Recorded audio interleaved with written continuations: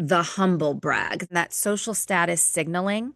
And research shows that when we socially signal in that way, we pick up on cloaked hostility in our affective prosody, which is our tone of voice, and our facial expressions.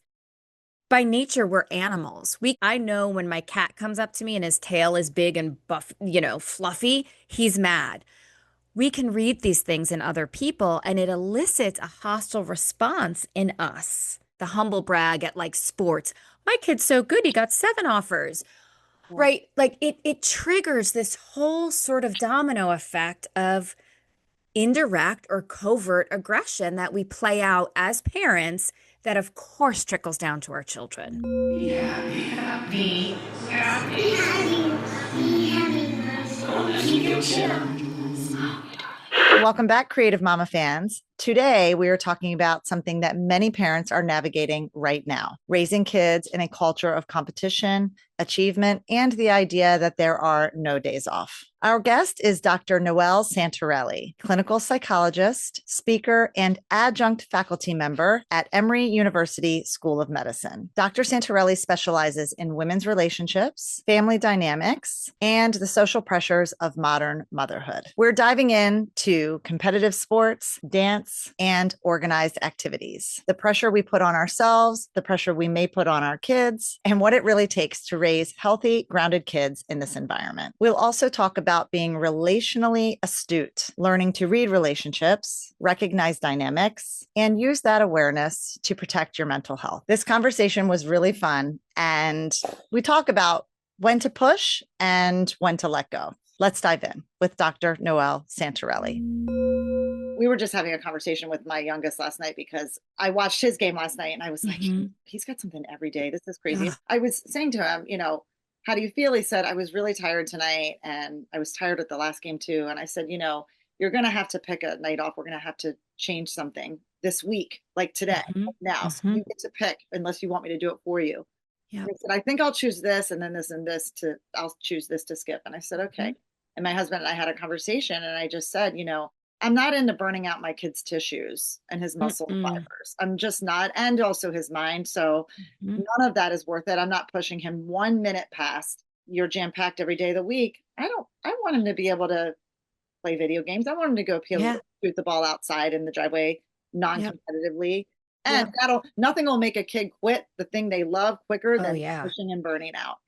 Yeah. And what's so important about that, though, is you were able to have the insight and the awareness, right? And the security in yourself and in your own parenting or your own family structure or your own system or your own integrity values or anchors within your family to say, here's where I'm going to draw the line. Like, I'm okay making this choice for my child. Yeah. And I think a lot of times we don't take the time to slow down, look inside and say, why am I pushing? Or am I pushing? Or, do I need to, as the parent, put the brakes on here and say, I'll tell my middle one, who's the one who plays sport, like higher level sports. Yeah. I'll say, we're not doing this. You're actually not going to add a training session in today. It's your one, because he'll try. That's right. And he'll say, but I have to. And I'll say, you don't have to. You will be okay. And it does get a little challenging because my husband played tennis and he did, I don't even know what you call it, but he didn't even do traditional high school towards the end of high school. Yeah. So he could play more. Yeah. So he was like just doing tournaments and stuff like that. Right. So he'll be like, no days off. And I'm like, you know what? Like, and so he comes at it from this, like, he was an athlete. And so he does know what it takes, right? And so he does have to check himself. Yeah. Now, and he'll say, and then my oldest is very academically focused. And I can resonate more with that because it's hard for me to tell my oldest, drop that AP. Don't study. Go to bed early. That's more challenging for me because I can get into that with the academic arena. So it's good that we can kind of check each other. Yeah, that's great. But having that insight of like where your trigger points are, or Yeah. just having awareness of what you're pushing and why, and where how your stuff is coming into your relationship with your child. Walking the walk of what it is that you want to see. Yep. Because the big picture is we do want our kids to have successful Mhm. lives, successful bodies, minds that aren't filled with anxiety because they've been pushed too hard, right? So it is, it is a balance of figuring out what that looks like if there is a big picture for us to keep Yeah. focused. Yeah. I mean, and it's not funny, but it's ironic. Maybe it's not ironic, but my husband ended up getting a scholarship to play tennis for college, but he had to give it up because he blew out his shoulder. Oh, And it was not that. repairable, right? Because they kept giving him steroid shots or Mm, cortisone shots when his shoulder was not, feeling good, and he just kept pushing and pushing to get the college placement, that's to get the scholarship. And at the end of the day, he couldn't even do it mm, because so it's like, to what extent are we pushing? Are we pushing to the extent where our kids are going to have physical injuries, mental health injuries, or disabilities, right? Like, what are we pushing for and why is, that bigger picture question, I think. I have a lot of people on social media that come to me specifically from the dance world and sports world.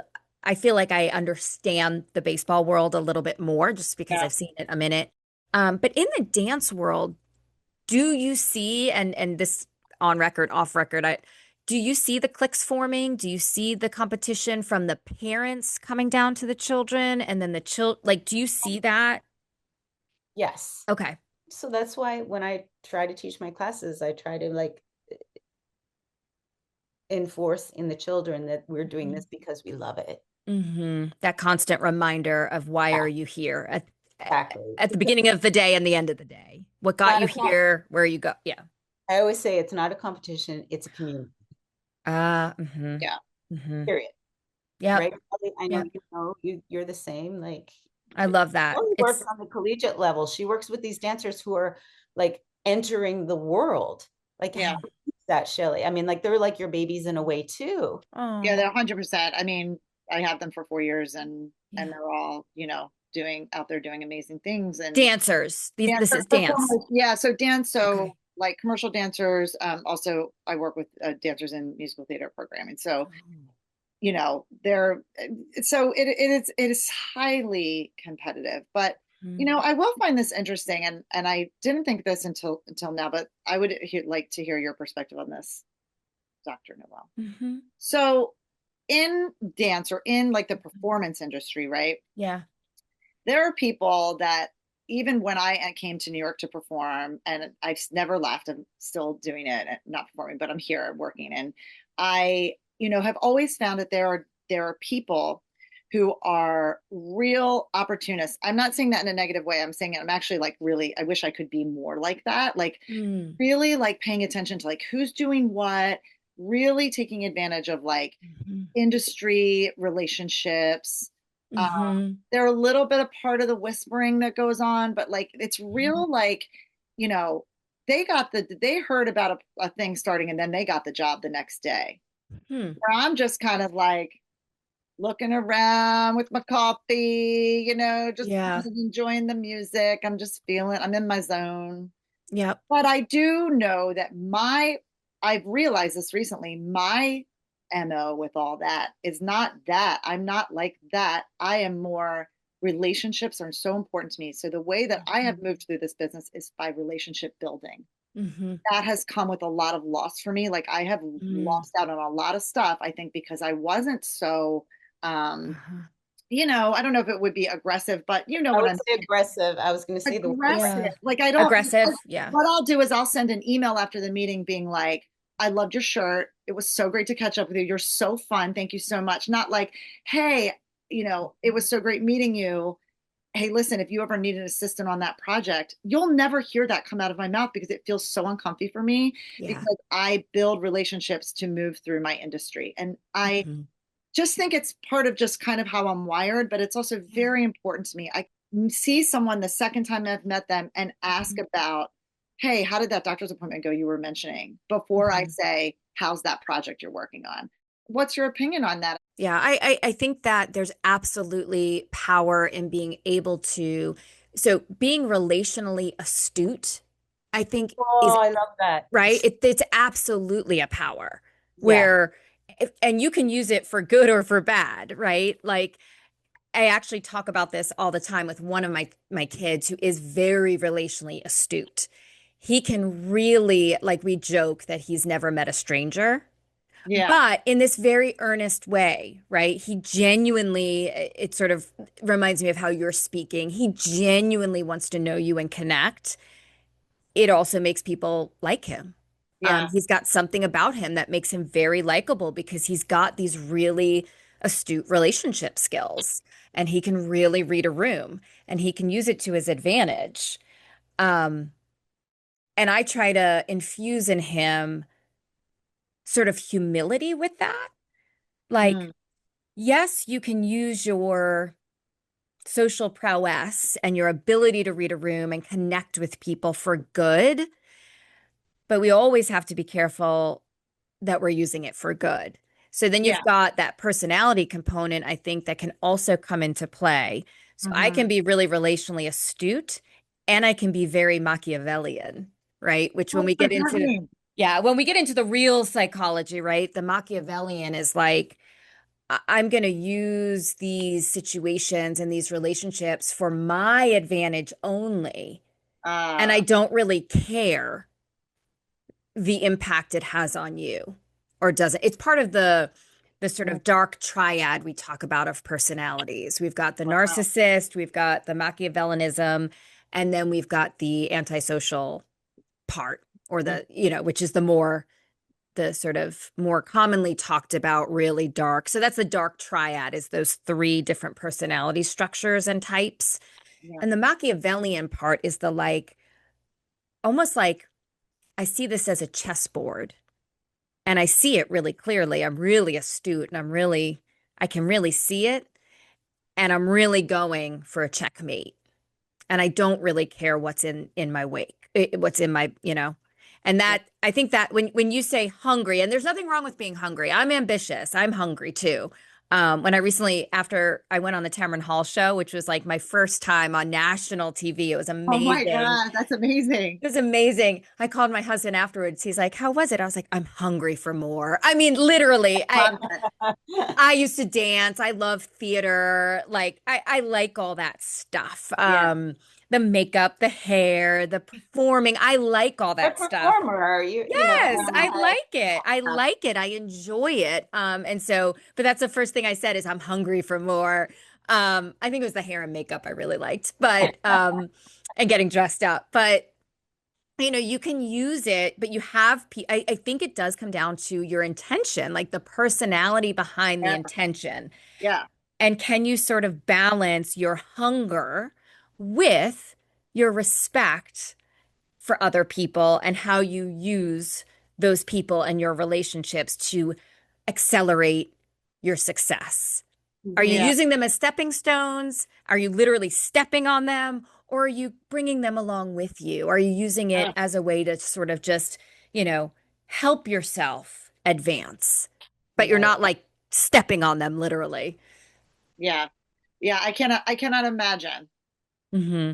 But I think you're right that there is a difference. Right. And you can be socially charming, but strategically ruthless. And that's the Machiavellian. That's Ooh, that's being Machiavellian, yeah. right? You're Yeah. I socially love. charming, but you're strategically ruthless. Like Oof. your But there's, hunger is bigger than your heart. I am so with you. But there's certain people, and I think it's in every area, but I think particularly in creative industries, right, that you have to have a certain level of like sensitivity or depth or, a different kind of empathy in order to get in touch with like creative aspects. And so I think sometimes in the world of creativity, sometimes I think it offers, I would like to think that people are um, more empathic or aware of other people's emotions or Yeah. using emotions as something that channels their output, right? Like you need to use the emotions as fuel to channel the creative output. Creative Mamas Unplugged is produced by Breatheasy Productions with music by Jeremy Jurin. If you enjoyed this episode, please don't forget to give my mama 5 stars and keep coming back. You are not alone. And back with Shelly and the dogs. Okay. Do you guys think that you have anything to say? Do you have anything to add? Nothing to add.